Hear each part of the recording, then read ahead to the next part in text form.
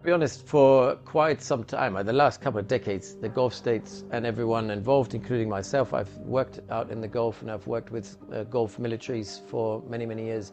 We've been planning for this kind of worst case scenario of a war with Iran and how that would look like, how would it unfold.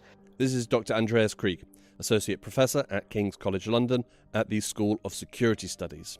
What sort of targets would Iran choose? How would they try to exercise pressure on the world economy as well as on the Gulf economy, and trying to hit the centers of gravity of these Gulf states? So it was to be expected for Iran to respond in that way. I think the expectation was probably that Iran would gradually escalate rather than escalate all at once. I mean, they went nuclear quite early on. And also that there would be more warnings and it would be more sort of discriminate in the way that Iran is targeting. But it then became quite clear very quickly that they were willing to go all in, choose a very broad set of targets, of which many were civilian, and had absolutely no connection to the US-Israeli war against Iran. And obviously the Gulf states remained neutral throughout. They haven't provided any operational support. Gulf nations would have anticipated attacks and could also believe that Iran would target civilians. The deadly crackdown on protests in December and January was a clear indication that Iran has few, if any, red lines. But the decision to target civilian areas and buildings so early on in the war was shocking, and not to mention a war crime. So a lot of the targets that Iran has chosen, particularly in the energy sector and also critical national infrastructure like ports and airports, but also hotels, were probably sort of expected to be the acts of last resort, and obviously are war crimes, and certainly crossed all kinds of red lines that the Gulf states didn't expect to be hit in the first phase of this operation. And Dr. Andreas Krieg. So this US-Israeli war against Iran is a war of attrition that essentially neither side can actually fundamentally win. I mean, in terms of it's not going to be a zero-sum outcome where one side loses and the other side wins.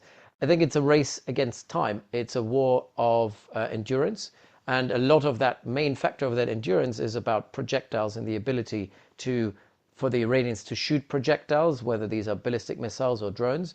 And for the other side, the Americans and also the Gulf states being able to intercept these incoming projectiles.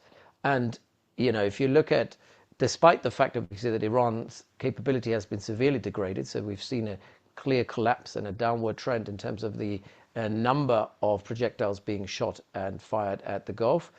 We've also seen that at the same time the Iranians have been able to sustain some sort of pressure. So they kind of contained their use of ballistic missiles and have gone into more heavy use of drones, of which they have nearly infinite amounts.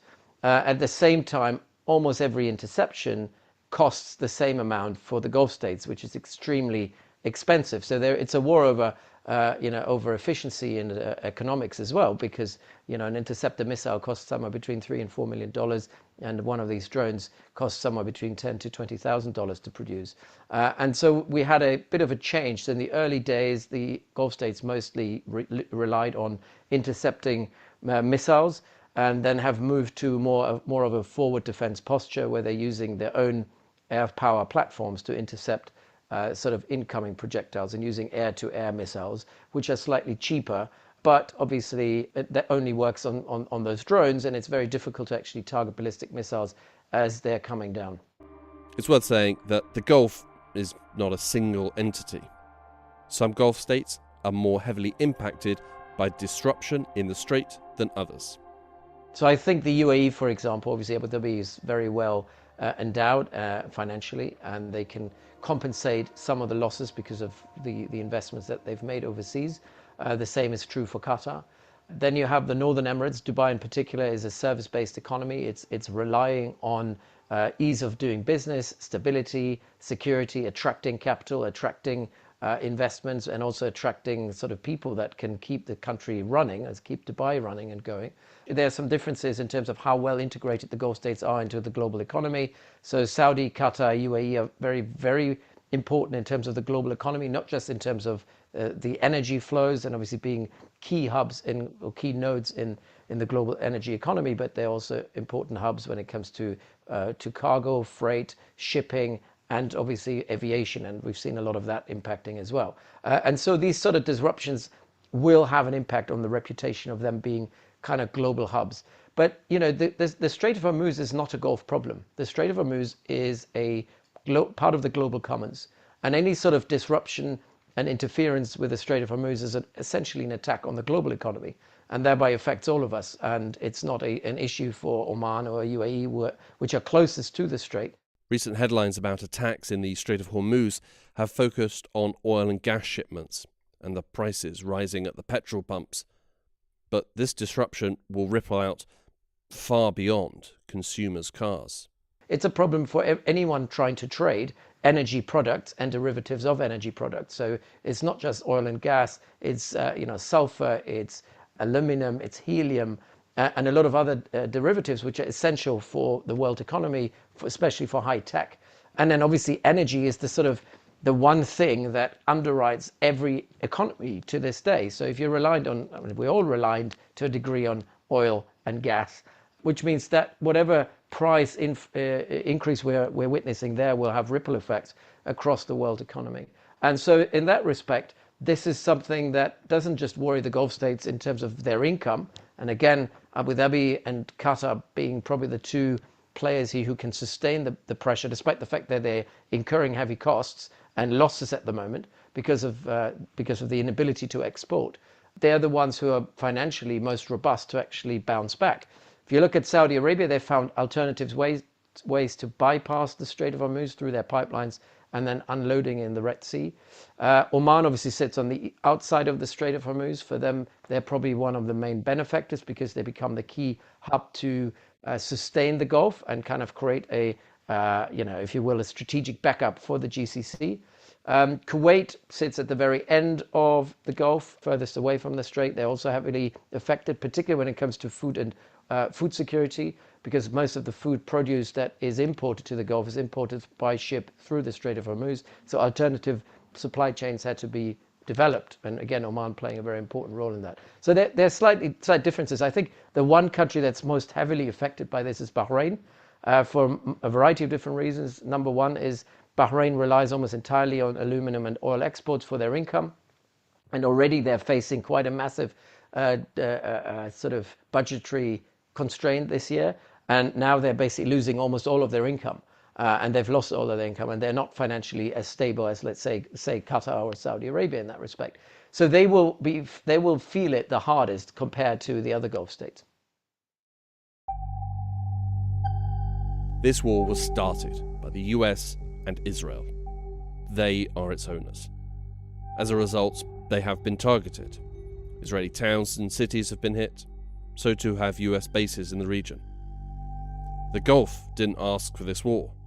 They've not engaged in offensive actions against Iran, and yet their infrastructure and civilians quickly became and remain targets in this war.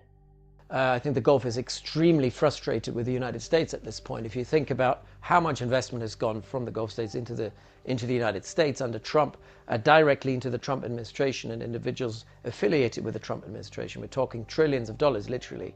3.6 trillion, I think, is what Saudi, Qatar, and the UAE pledged to invest in the United States in the coming years. All of that in an attempt to kind of sway Donald Trump. None of this seems to matter right now. We see very little in terms of support from the US. The US seems to have chosen an Israeli first approach over the Gulf states, and have basically kind of hedged or kind of taken the risk and accepted the risk of or hazarded the consequences of this decision and also what it means for the Gulf states. Prior to this war, the US would be described as the Gulf's strongest security guarantor. There is a lot of thinking going on at the moment in the Gulf states over how they're going to pursue and how they're going to continue that relationship with the United States, and whether the United States is actually a viable and reliable security partner. And at the moment, it doesn't look like they are. Obviously, at the same time, the Gulf doesn't really have any short-term alternatives. So they've been trying for years to create more strategic autonomy, divesting away from America where possible, having relationships with countries like Pakistan or India, or potentially even with China, and obviously European partners. But none of them were able to actually compensate for what the Americans are able to put on the table. So far, The Gulf's military action has been purely defensive. Might they change? Respond more directly to Iran's attacks? Go on the offensive?